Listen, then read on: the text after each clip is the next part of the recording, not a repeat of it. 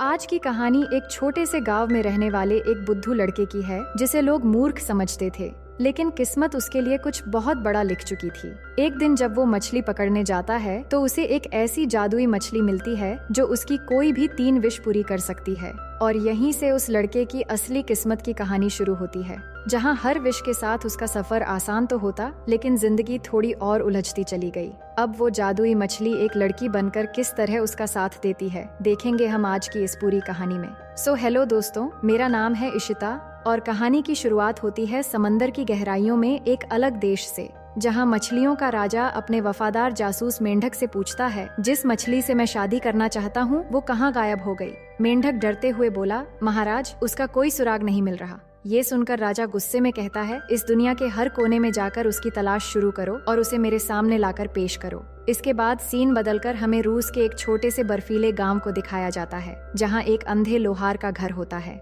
घर के अंदर उसका बेटा एमेलिया सोया हुआ था, जिसे उसका डॉगी आकर जगाता है। एमेलिया दिल का साफ और थोड़ा भोला लड़का होता है। फिर वो जैसे ही चुपचाप घर से बाहर निकलने की कोशिश करता है, उसके पिता फर्नेस पर काम करते हुए समझ जाते हैं और कहते हैं कि बेटा, तुझे भी ये लोहार का काम सीख लेना चाहिए। आखिर मैं कब तक जिंदा रहूंगा? एमेलिया कहता है, ठीक है बाबा, मैं जल्दी सीख लूंगा। फिर उनके कहने पर वो मछलियां पकड़ने के लिए एक बाल्टी और कांटा लेकर बर्फ से जमी हुई नदी की तरफ निकल जाता है और एक जगह पर बैठकर मछलियां पकड़ने लगता है। लेकिन तभी अचानक पानी फुव्वारे की तरह ऊपर उठता है और उसी के साथ एक मछली उसकी बाल्टी में आ गिरती है। एमेलिया बहुत खुश होता है कि आज तो बिना कोशिश किए खाने का इंतजाम हो गया। फिर वो घर लौट आता है और मछली पकाने की तैयारी करने लगता है। तभी पीछे से एक आवाज आती है कि तुम क्या ढूंढ रहे हो? एमेलिया ये देखकर हैरान हो जाता है कि ये मछली तो बोल सकती है। मछली कहती है, अगर तुम मुझे वापस नदी में छोड़ दोगे तो मैं तुम्हारी कोई भी 3 विश पूरी कर दूंगी। एमेलिया को पहले उसकी बातों पर यकीन नहीं होता, फिर भी वो अपनी पहली विश मांगता है कि काश मैं बिना अपनी भट्ठी छोड़े ही पूरा शहर घूम पाता। इतना कहते ही घर अचानक हिलने लगता है और धीरे धीरे पूरा घर ऊपर उठ जाता है। एमेलिया डर जाता है और देखते ही देखते उसकी भट्ठी एक गाड़ी की तरह चलने लगती है और वो सचमुच पूरे गांव के बाहर निकल आता है। मछली कहती है, जैसा तुमने कहा था कि बिना भट्ठी छोड़े घूमना चाहते हो, इसलिए भट्ठी भी तुम्हारे साथ जा रही है। एमेलिया यकीन नहीं कर पा रहा था कि उसकी पहली विश पूरी हो गई है। फिर एक जगह रुकने के बाद ठंड की वजह से उसके मुंह से निकलता है, काश चारों ओर हरियाली के साथ मौसम हल्का गर्म होता। और इतना कहते ही बर्फ के बीच हरियाली फैल जाती है और ठंड की जगह हल्की गर्म हवा चलने लगती है और नीचे की बर्फ पिघलकर एक नदी निकल आती है। मछली कहती है कि तुम्हारी 2 विश पूरी हो चुकी हैं और बस एक बाकी है। अब एमेलिया सोच में पड़ जाता है कि उसने 2 विश ऐसे ही बर्बाद कर दिया। मछली कहती है कि हर इंसान वही मांगता है जो उसकी सोच की हद में होता है। इसके बाद एमेलिया मछली को लेकर आगे बढ़ने लगता है। तभी कुछ लुटेरे आकर रास्ता रोक लेते हैं और उसकी हाथ से बाल्टी छीनने लगते हैं।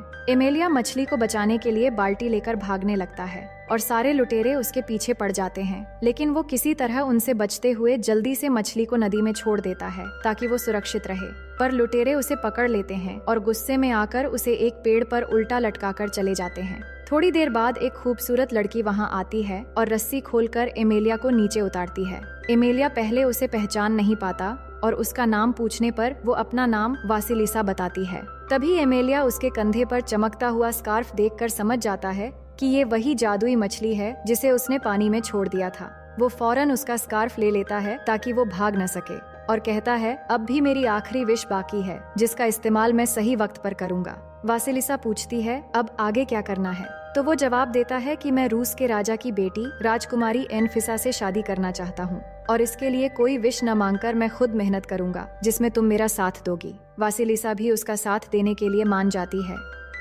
जिसके बाद हमें राजा का शानदार महल दिखाया जाता है। वहाँ राजकुमारी एनफिसा की नौकरानी आकर बताती है कि इंग्लैंड के राजदूत शादी का न्योता लेकर आ रहे हैं। ये सुनकर एनफिसा बहुत खुश हो जाती है क्योंकि वो हमेशा किसी अंग्रेज से शादी करना चाहती थी, इसलिए जल्दी से तैयार होकर बैठ जाती है।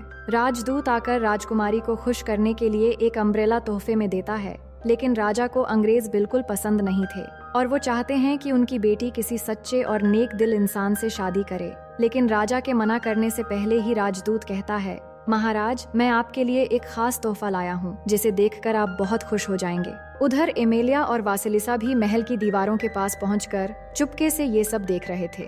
राजदूत राजा को एक मशीन दिखाते हुए कहता है कि ये यंत्र अपने आप संगीत बजाता है, लेकिन असल में उसके अंदर उसी का एक आदमी छुपा होता है जो बटन दबाते ही संगीत बजाता है। मगर राजा उससे कहते हैं कि हमें ऐसी किसी मशीन की जरूरत नहीं है। पर राजकुमारी एनफिसा उस अंग्रेज पर फिदा हो चुकी थी और राजा समझ नहीं पा रहे थे कि अपनी बेटी को कैसे समझाएं। तभी एमेलिया दौड़ता हुआ आकर कहता है, महाराज, राजकुमारी की शादी किसी अंग्रेज से करने की जरूरत नहीं। मैं ऐसा यंत्र लाऊंगा जो बस बोलने से ही संगीत बजा देगा। राजा खुश होकर कहते हैं, अगर तुमने ऐसा कर दिखाया तो जो चाहो वो मांग लेना। एमेलिया तुरंत पूछता है, तो क्या आप मुझे राजकुमारी से शादी करने देंगे? राजा मुस्कुराते हुए कहते हैं, अगर तुम कामयाब हुए तो मैं जरूर शादी करवा दूंगा।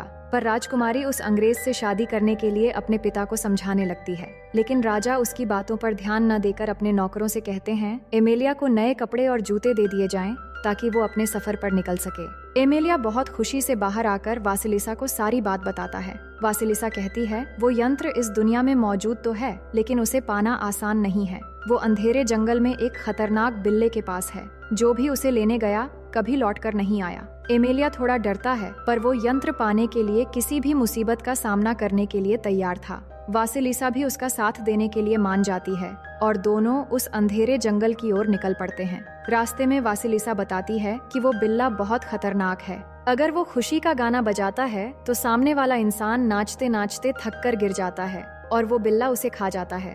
और अगर वो गम का गाना बजाता है तो सुनने वाला रोते रोते सो जाता है और तब भी उसका वही अंजाम होता है। अब एक जगह पहुंचने पर वासिलिसा कहती है कि यहाँ से आगे तुम्हें अकेले जाना होगा, जिसके बाद एमेलिया अकेला उस डरावने जंगल में आगे बढ़ता है जहाँ चारों तरफ हड्डियाँ और कंकालों के ढेर पड़े होते हैं। फिर अचानक एक आवाज आती है कि ये जो कंकाल पड़े हैं ये उन्हीं के हैं जो मेरा संगीत यंत्र लेने आए थे। क्या तुम्हें भी वो चाहिए? एमेलिया बिना डरे हाँ में जवाब देता है। बिल्ला हंसते हुए कहता है, ठीक है, अगर तुम मेरा गाना सुनकर खुद पर काबू रख सको तो ये यंत्र तुम्हारा होगा। अब बताओ, गम का गाना सुनोगे या खुशी का? एमेलिया गम का गाना चुनता है तो बिल्ला यंत्र बजाकर गाना गाने लगता है। बिल्ला खुश हो रहा था कि एमेलिया के सोते ही वो उसका शिकार करेगा, पर हैरानी की बात ये हुई कि एमेलिया बस थोड़ा रोता और फिर गाने की आगे की लाइन गाने लगता है। बिल्ला हैरान होकर पूछता है, तुम्हें ये कैसे पता? एमेलिया मुस्कुराते हुए कहता है, मेरी माँ बचपन में यही गाना सुनाती थी, इसलिए मुझे इससे ज्यादा असर नहीं हुआ। अब शर्त के मुताबिक बिल्ला हार जाता है और अब उल्टा वो खुद ही रोने लगता है कि अगर तुम ये यंत्र ले जाओगे तो मैं भूखा मर जाऊंगा। ये सुनकर एमेलिया अपना थैला खोलकर बिल्ले को खाना देता है। पहली बार पेट भर के खाने के बाद बिल्ला खुश होकर कहता है, अब ये यंत्र तुम्हारा है और आज से मैं भी तुम्हारे साथ रहूंगा क्योंकि मैं तुम्हारा दोस्त बन गया हूँ। दूसरी तरफ नदी किनारे बैठी वासिलिसा इंतजार कर रही थी। तभी वहाँ मछली राजा का जासूस मेंढक आकर कहता है, मछली राजा आपसे शादी करने के लिए हर जगह ढूंढ रहे हैं। ये सुनकर वो गुस्से में इनकार कर देती है कि जाकर कहो मैं उनसे कभी शादी नहीं करूंगी। तभी एमेलिया वहाँ बिल्ले और उस यंत्र के साथ पहुँचता है और मेंढक की सारी बात सुन लेता है। वासिलिसा उस यंत्र के मिलने पर खुश होती है और फिर दोनों वापस लौटने लगते हैं। रास्ते में एमेलिया मछली राजा के बारे में पूछता है तो वासिलिसा कहती है कि मैं उससे प्यार नहीं करती, इसलिए वहाँ से चली आई थी। इसके बाद राजा के महल का सीन देखते हैं जहाँ इंग्लैंड का राजदूत इस बार पहचान बदलकर इटली का राजदूत बनकर आया होता है। राजकुमारी एनफिसा उसे पहचानकर खुश होती है, लेकिन इससे पहले कि वो राजा से एनफिसा का हाथ मांगे, एमेलिया वहाँ बिल्ले और जादुई यंत्र के साथ पहुँच जाता है और बिल्ले से कहता है, चलो खुशी का गाना बजाओ। और जैसे ही संगीत बजता है, दरबार में मौजूद राजा से लेकर सारे लोग नाचने लगते हैं और चाहते हुए भी खुद को रोक नहीं पाते। और जब सब बेहाल होकर जमीन पर गिरने लगते हैं, तभी एमेलिया बिल्ले से कहकर गाना रुकवाता है। ये सब देखकर राजा हैरानी से कहते हैं कि ये तो बहुत कमाल का यंत्र है, मैं बहुत खुश हूँ और अब ये बिल्ला और यंत्र हमारे महल में रहेंगे। एमेलिया राजा को शादी की शर्त याद दिलाता है तो राजा खुशी से मान जाते हैं, पर एनफिसा अब भी उस अंग्रेज से ही शादी करना चाहती थी। वो एमेलिया से कहती है, अगर तुम सच में मुझसे शादी करना चाहते हो तो मेरे लिए कुछ ऐसा साबित करो जिससे दिखे कि तुम मेरे लिए कुछ भी कर सकते हो, और वो काम क्या होगा मैं कल बताऊंगी। भोला भाला एमेलिया उसकी बातों में आकर मुस्कुराते हुए राजी हो जाता है। फिर वो वासिलिसा के पास जाकर कहता है कि राजकुमारी शादी के लिए मान गई है, पर उसके लिए मुझे एक और नया काम करना पड़ेगा। वासिलिसा मुस्कुराते हुए उसे बधाइयाँ देती है, लेकिन दूसरी तरफ राजकुमारी एक नई चाल चलती है। वो महल के एक अंधेरे कमरे में जाती है और वहाँ एक रहस्यमयी कुर्सी पर अपनी माँ की शैतानी आत्मा को बुलाती है। आत्मा सामने प्रकट होते ही एनफिसा कहती है कि मैं उस एमेलिया को ऐसा काम देना चाहती हूँ जिसे वो कभी पूरा न कर पाए और मुझे हमेशा के लिए उससे छुटकारा मिल जाए। उसकी माँ मुस्कुराती हुई उसे एक मुश्किल काम बताती है। फिर अगले दिन दरबार में राजदूत राजा को एक मशीन दिखाता है और कहता है इस मशीन का नाम है आधुनिक मिक्सर मशीन। इस पर सलाद डालो तो अपने आप कट जाएगी और फल डालो तो खुद ब खुद जूस निकल आएगा। असल में इसके अंदर भी एक आदमी छिपा होता है जो ये सब कर रहा होता है, पर बाहर से देखने पर ये एक जादुई मशीन लगता है। इस बीच एनफिसा राजा के पास आकर बोलती है, क्या एमेलिया कोई ऐसी चीज ला सकता है जो खुद ही खाना परोस दे? राजा कहते हैं, ऐसे जादुई मेजपोश तो कहानियों में सुना है पर देखा नहीं। एनफिसा चालाकी से कहती है, अगर एमेलिया वो जादुई मेजपोश ला दे तो मैं उससे शादी कर लूंगी। अब राजकुमारी की नई शर्त के मुताबिक एमेलिया और वासिलिसा उस जादुई मेजपोश की खोज में निकल पड़ते हैं। रास्ते में वासिलिसा बताती है कि वो मेजपोश सीटसर और अफानासी नाम के 2 भाइयों के पास है। कई साल पहले दोनों गांव छोड़कर पहाड़ी इलाके में रहने चले गए थे। उन्हें बैठे बैठे खाने पीने की चीजें मिल जाती थीं, इसलिए वो इतने आलसी हो गए कि अब चल भी नहीं सकते। इसी तरह बातें करते हुए दोनों एक बुजुर्ग कपल के घर में खाना खाने के लिए रुकते हैं। घर बहुत साधारण होता है लेकिन उनमें सच्चा प्यार होता है। फिर वहाँ से निकलते हुए वासिलिसा मुस्कुराकर कहती है, 2 लोगों में प्यार सुई और धागे जैसा होना चाहिए, जो एक के बिना दूसरा अधूरा होता है। आगे बढ़ते हुए दोनों हरे भरे खेतों से गुजरते हुए आखिर उस पहाड़ी इलाके में पहुँचते हैं, जहाँ ऊंची ऊंची चट्टानों के बीच वो दोनों मोटे मोटे भाई अपने सामने जादुई मेजपोश लगाए बैठे होते हैं। उनके बोलते ही जादुई मेजपोश पल भर में बहुत सारा स्वादिष्ट खाना सामने ले आता है और वो दोनों मन भरकर खाने लगते हैं। दूर से एमेलिया और वासिलिसा ये सब देख रहे होते हैं और जब दोनों भाई खाते खाते थक जाते हैं तो एमेलिया उनके पास आता है और कहता है, ये मेजपोश मुझे दे दो। ये सुनकर दोनों गुस्से में उसके सर पर नारियल मारकर उसे बेहोश कर देते हैं। अब एमेलिया को उठाने के लिए वासिलिसा वहां आती है और दोनों को कहती है कि एक बार अपना चेहरा पानी में देखो। उसके कहने पर जब दोनों अपनी शक्ल पानी में देखते हैं तो वो चौंक जाते हैं, क्योंकि सालों से सिर्फ खाते पीते रहने की वजह से दोनों भैंसों की तरह मोटे हो चुके थे। अब वो खुद पर अफसोस करते हुए वासिलिसा से पूछते हैं कि हम कैसे पहले की तरह बन सकते हैं। वासिलिसा कहती है, अगर सच में ऐसा चाहते हो तो सबसे पहले इस जादुई मेजपोश से छुटकारा पाना होगा। जब तक ये तुम्हारे पास रहेगा तुम दोनों कभी मेहनत नहीं कर पाओगे। ये सुनकर दोनों भाई शर्मिंदगी से कहते हैं कि तुम सही कह रही हो, इसे ले जाओ। अब वासिलिसा वो मेजपोश ले लेती है और एमेलिया को किसी तरह लेकर वहाँ से निकल जाती है। अब एमेलिया को होश आ जाता है और मेजपोश देखकर वो खुश होने लगता है कि आखिर उसने शर्त पूरी कर ली है। वापसी के रास्ते में जब एमेलिया फूलों के बगीचे से राजकुमारी के लिए फूल तोड़ने लगता है तो वासिलिसा कहती है कि तुम्हें क्यों समझ नहीं आ रहा कि एनफिसा तुमसे शादी नहीं करना चाहती। वो हर बार तुम्हें ऐसे काम देती है जिन्हें तुम कर ही न सको। लेकिन एमेलिया अपनी मासूमियत में कहता है, नहीं एनफिसा, ऐसा नहीं है, बस एक बार मैं ये कर लूं फिर सब ठीक हो जाएगा। एमेलिया की दिल की अच्छाई देखकर वासिलिसा उसके प्यार में पड़ जाती है, पर वो चाहकर भी दिल की बात जाहिर नहीं कर पाती। इसके बाद एमेलिया जब जादुई मेजपोश के साथ राज्य में पहुंचता है तो सब लोग खुश होकर उसके लिए नारे लगाने लगते हैं। राजा गर्व से कहता है कि देखो, अब ये लोगों के दिलों में भी अपनी जगह बना चुका है। लेकिन एनफिसा के चेहरे पर गुस्सा साफ झलकता है। वो फिर से अपनी माँ की आत्मा से पूछती है, अब क्या करूं? तो वो डरावनी मुस्कान के साथ एक भयानक योजना बताती है। फिर अगले दिन दरबार में एनफिसा सबके सामने कहती है, मैं एमेलिया से शादी करने के लिए तैयार हूँ, पर उससे पहले मैं चाहती हूँ कि वो अंधेरी दुनिया जाकर मेरी माँ से मेरी शादी की इजाजत लेकर आए। राजा ये सुनकर शॉक हो जाता है, क्योंकि अंधेरी दुनिया से जिंदा लौटना नामुमकिन है। लेकिन एमेलिया अपनी आदत के मुताबिक बिना सोचे हाँ कर देता है। फिर वो वासिलिसा से मिलता है तो वो उसे समझाती है कि वहाँ जाना मौत के मुंह में कदम रखने जैसा है। एमेलिया बस मुस्कुराता है कि मौत से क्या डरना जब नीयत साफ हो। फिर अगले दिन वहाँ से निकलकर वो सबसे पहले अपने अंधे पिता से मिलने जाता है। पिता उसकी आवाज सुनकर कहते हैं कि बेटा, तू जिंदा है, मैं तो तुझे ढूंढ भी नहीं सकता क्योंकि मेरी आंखें देख नहीं पाती। ये सुनकर एमेलिया की आंखें भर आती हैं। वो अपने पिता से माफी मांगता है और उनसे आशीर्वाद लेकर अपने सफर पर निकल पड़ता है। अब रास्ते में वो वासिलिसा से कहता है, मैंने 2 विश ऐसे ही बर्बाद कर दिए, पर अब तीसरी विश से इतना चाहता हूँ कि मेरे पिता फिर से देख सकें। ये सुनते ही वासिलिसा के जादू से उसके पिता की आंखों में फिर से रोशनी लौट आती है। फिर दोनों नदी के किनारे पहुंचते हैं जहां से वो सफर शुरू करने वाले हैं। अब एमेलिया वो मछली वाला जादुई स्कार्फ वापस लौटाकर वासिलिसा को आजाद कर देता है, क्योंकि उसके तीनों विश पूरे हो चुके थे।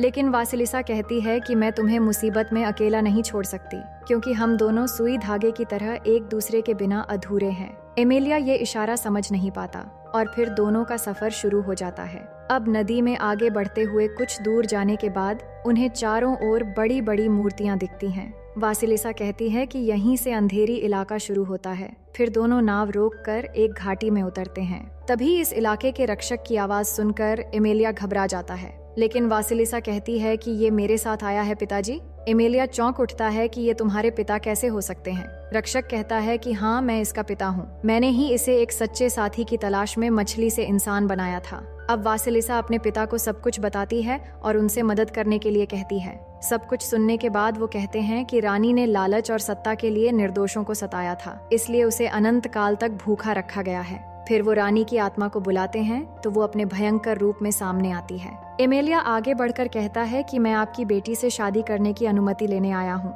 लेकिन रानी की आत्मा कहती है मैं अपनी बेटी को किसी गरीब इंसान से शादी करने की अनुमति कभी नहीं दूंगी। ये देखकर वासिलिसा के पिता रानी से कहते हैं तुम सदियों से भूख की सजा झेल रही हो, अगर शादी की अनुमति दोगी तो मैं तुम्हें खाने के लिए दे सकता हूँ। रानी सामने खाना देखकर खुद को रोक नहीं पाती और शादी की इजाजत दे देती है। इसके बाद राजमहल का सीन देखते हैं जहाँ सब खाना खा रहे होते हैं। तभी अचानक मेज पर रखी हुई ट्रे पर धुएं की तरह रानी की आत्मा प्रकट होती है और सबके सामने कहती है कि मैं इस शादी की अनुमति देती हूँ। राजा खुश हो जाते हैं कि एमेलिया ने सच में वो कर दिया जो किसी इंसान के बस की बात नहीं थी, लेकिन एनफिसा गुस्सा करने लगती है।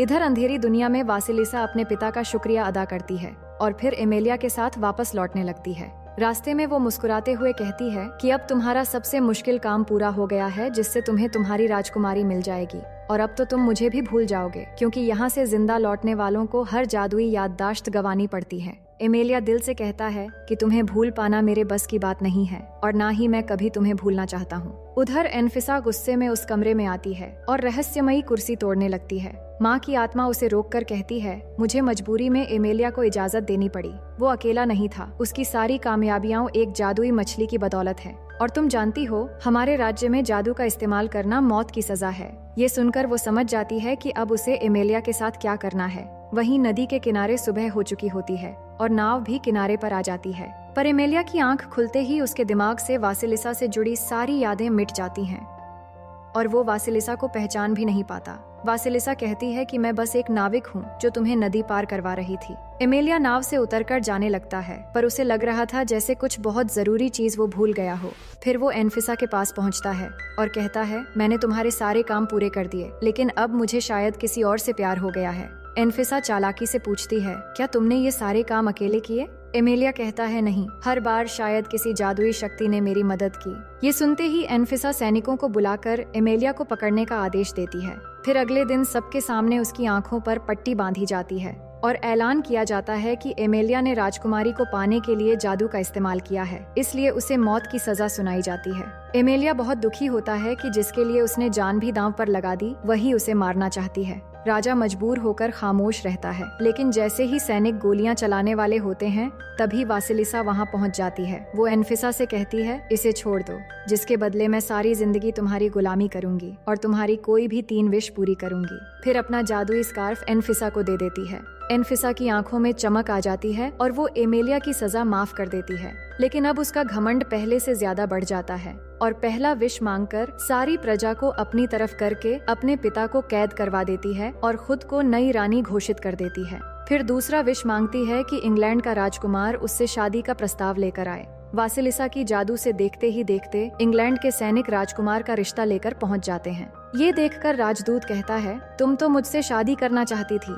एनफिसा कहती है इस गरीब को महल में काम पर लगा दो, अब मैं राजदूत नहीं राजकुमार से शादी करूंगी। वहीं एमेलिया घर लौटता है। वहाँ सीटसर और अफानासी भी मौजूद होते हैं जो अब मेहनत का काम करके ठीक हो चुके थे। एमेलिया के पिता कहते हैं पिछली बार तुम यहाँ वासिलिसा के साथ आए थे पर एमेलिया को कुछ भी याद नहीं आ रहा था। तभी एमेलिया की नजर सीटसर के हाथ में सुई और धागे पर पड़ती है और थोड़ी देर गौर से देखने पर उसकी सारी यादें लौट आती हैं। अब वो वासिलिसा को ढूंढने निकल पड़ता है, जिसमें उसके पिता सीटसर और अफानासी भी उसकी मदद के लिए अपनी भट्टी लेकर महल की ओर निकलते हैं और वहां पहुंचते ही महल का गेट तोड़ देते हैं। एमेलिया फौरन वासिलिसा के सामने पहुंचकर कहता है, मुझे तुम्हारा प्यार समझने में बहुत देर हो गई, लेकिन अब मैं तुम्हें ले जाने आया हूँ। तभी एनफिसा अपनी सैनिकों के साथ आकर कहती है कि ये लड़की अब मेरी गुलाम है। एमेलिया कहता है, अगर इसे आजाद नहीं किया तो हम तुम्हारे सैनिकों को भड़काकर तुम्हारे खिलाफ कर देंगे। पर एनफिसा घमंड में हंसते हुए कहती है कि तुम लोग मेरा कुछ नहीं बिगाड़ सकते। फिर वो वासिलिसा से अपनी तीसरी और आखिरी विश मांगती है कि मुझे बिल्कुल तुम्हारी जैसी जादूगरनी बना दो। वासिलिसा बिना देर किए जैसे ही विश पूरी करती है तो एनफिसा खुद एक मछली में बदलकर एक बाल्टी में गिर जाती है। ये देखकर सब हंसने लगते हैं कि राजकुमारी ने बेवकूफी कर दी और वो चिल्लाने लगती है कि मुझे जल्दी इंसान बनाओ। वासिलिसा कहती है, जादुई मछली अपनी नहीं बल्कि दूसरों की विश पूरी करती है और तुमने जादुई विश के लालच में खुद को ही मछली बना दिया।